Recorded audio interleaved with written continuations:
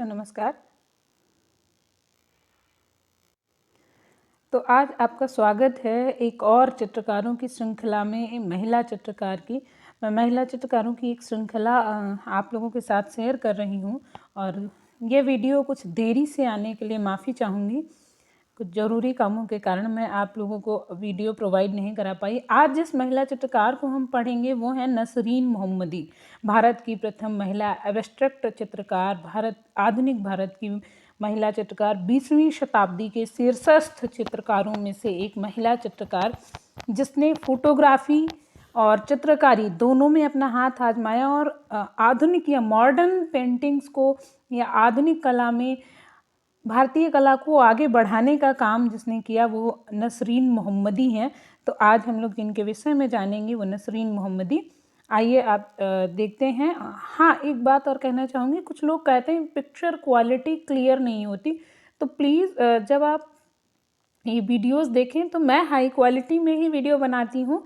आप जब वीडियो देखें तो आप YouTube की सेटिंग वाले सिंबल पर जाकर पिक्चर क्वालिटी हाई कर लिया करिए और प्लीज़ उसके बाद देखिए कि पिक्चर्स साफ आते हैं।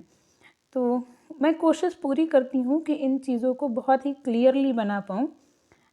हम ज़्यादा बात को ना बढ़ाते हुए बढ़ते हैं नसरीन मोहम्मदी की ओर। तो ये है हमारी नसरीन मोहम्मदी। चलिए इनके विषय में देखते हैं। नसरीन मोहम्मदी, जिनका जन्म सन 1937 ईस्वी में हुआ कराची, पाकिस्तान में। ये भारत की पहली एब्स्ट्रैक्ट महिला चित्रकार थी, ये भी आप लोगों को ध्यान रखना है। और सबसे ज़्यादा पूछा जाने वाला प्रश्न यही है। इनकी मृत्यु सन 1990 ईस्वी में हुई।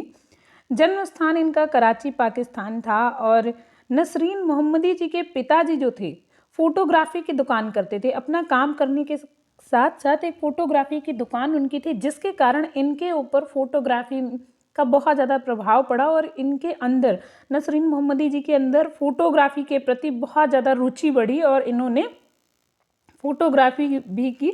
इनकी एक विशेषता थी, अक्सर कर ये फोटोग्राफी ही करती थी, फोटोग्राफ्स ले लेती थी, उसके बाद पेंटिंग्स बनाती थी, उसके बाद चित्र बनाती थी, जिसका प्रभाव इनके चित्रों में दिखता था। तो आइए आगे हम इनके विषय में जानते हैं। सन 1944 ईस्वी में जब भारत और पाकिस्तान का विभाजन हुआ, इसी समय ये कराची से मुंबई में आकर बस गईं। नसरीन मोहम्मदी जी ने Saint Martin school of art से शिक्षा ली थी और इन्होंने प्रिंट मेकिंग का कार्य, प्रिंट मेकिंग की शिक्षा जो है पेरिस से ली थी। ये इनकी एक तरीके से हम कह सकते हैं कि इनकी शिक्षा दीक्षा जो है विदेश में ही हुई। भारत लौटने पर जब ये भारत लौट आई तो भूला भाई इंस्टीट्यूट फॉर द आर्ट्स से जुड़ी रही। यहाँ पर इन्होंने कुछ काम किए, यहाँ पर ये काम करती थी। और पेरिस के एटेलियर से 17 या एटेलियर 17 में भी इन्होंने काम किया था। इस चीज़ को आप लोग ध्यान रखिएगा। नसरीन मोहम्मदी बस्ट्रैक्ट चित्रकारी से बहुत ज़्यादा प्रभावित थी और उस पर बहुत ज़्यादा काम करती थी। इनका एक तरीके से भारत में हम कह सकते हैं एज इनके मेंटर या इनके मार्गदर्शक के रूप में, इनके गुरु के रूप में गायतोंडे जी थे, जिन्होंने इनको चित्रकला में निर्देशित किया कि ऐसे आपको काम करना है, इनका मार्गदर्शन किया। हालांकि ये बहुत सारे चित्रकारों से मिली थी, गायतोंडे से, हुसैन से, लेकिन इनका मार्गदर्शन जिन्होंने किया वो गायतोंडे थे। नसरीन मोहम्मदी चित्रकारी के साथ साथ फोटोग्राफी में भी बहुत ज़्यादा सिद्धहस्त थी, बहुत अच्छा उम्दा काम करती थी। नसरीन मोहम्मदी विशेष रूप से अपनी काली व सफ़ेद रेखाओं के लिए, या हम कह सकते हैं ब्लैक एंड वाइट लाइंस के लिए जानी जाती हैं।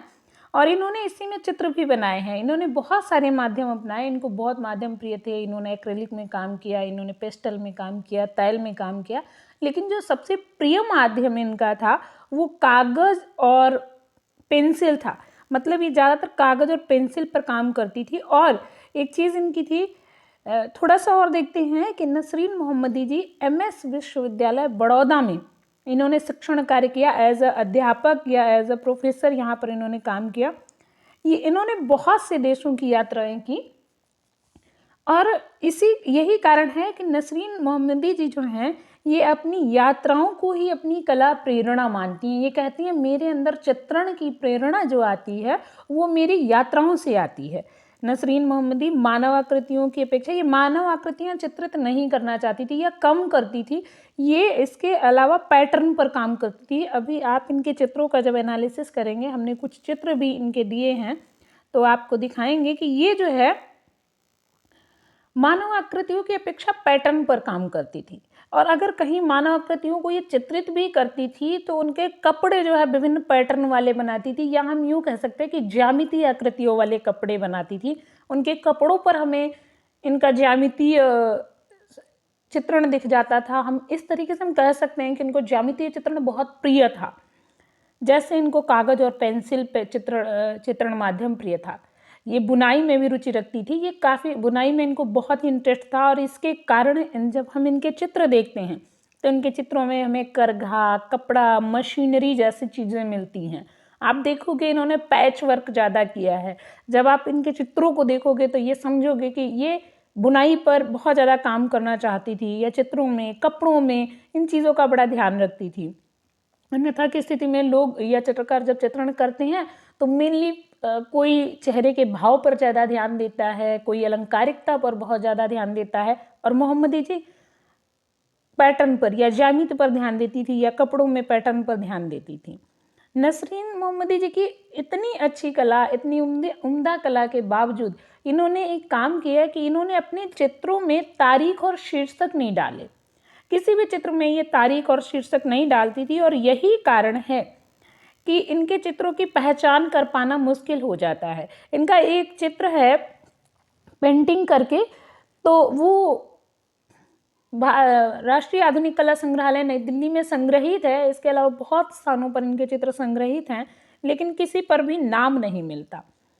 नसरीन मोहम्मदी जी के चित्रों में वीरान गली, रेगिस्तान दिखते थे। इसका कारण ये था कि ये फोटो खींचती थी फिर चित्र बनाती थी, तो ज़्यादातर इन्होंने ऐसे ही स्थानों के फोटो खींचे जिनमें ये सारी चीज़ें थी। यही कारण था इनके चित्रों में रेगिस्तान और वीरान गली दिखती थी।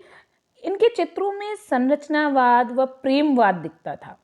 सन 1950 से 60 के दशक में जो इन्होंने काम किया, उस समय के जो स्केच थे, और इन्हें क्या कहा गया, स्केच और अर्थ प्रतिनिधित्वात्मक चित्रण कहा गया, या प्रतिनिधित्वात्मक कॉलेज कहा गया।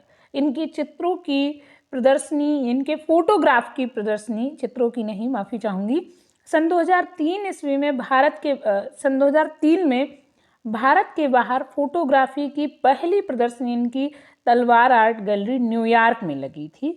तो ये नसरीन मोहम्मदी जी के विषय में जानकारी थी। इनके चित्रों के शीर्षक थे नहीं, तो कोई बहुत ज़्यादा विशेष टाइटल नहीं है। आगे हम इनके चित्रों को देखेंगे।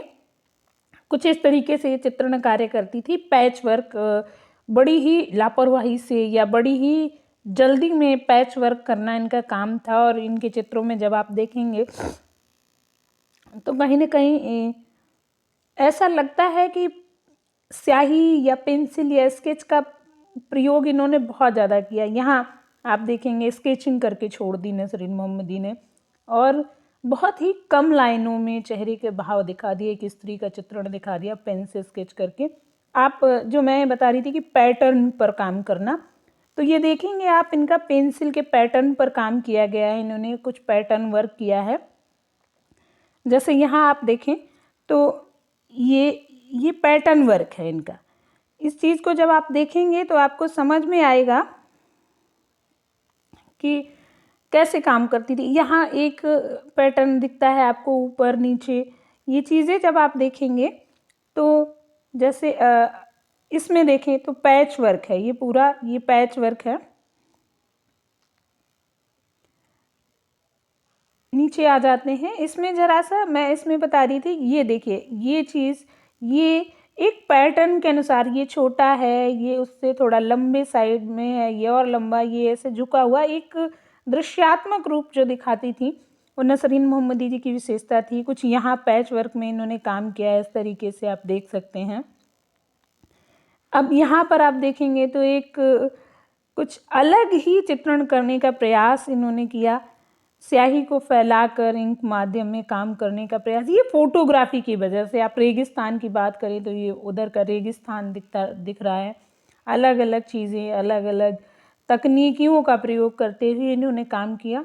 जी, तो इतना जानकारी नसरीन मोहम्मदी के विषय में आज मैंने आपको शेयर की। वीडियो अच्छी लगी तो आप लाइक कीजिए, चैनल को सब्सक्राइब कीजिए और वीडियो को ज़्यादा से ज़्यादा शेयर करिए। ऐसी ही वीडियोज़ मैं आपके लिए लाती रहूँगी। और अगर आपको किसी विशेष चित्रकार के ऊपर वीडियो चाहिए तो प्लीज़ मुझे बताएं, मैं उसे बनाने का प्रयास करूँगी। बस आप लोग सहयोग देते रहें। वीडियो देखने के लिए धन्यवाद।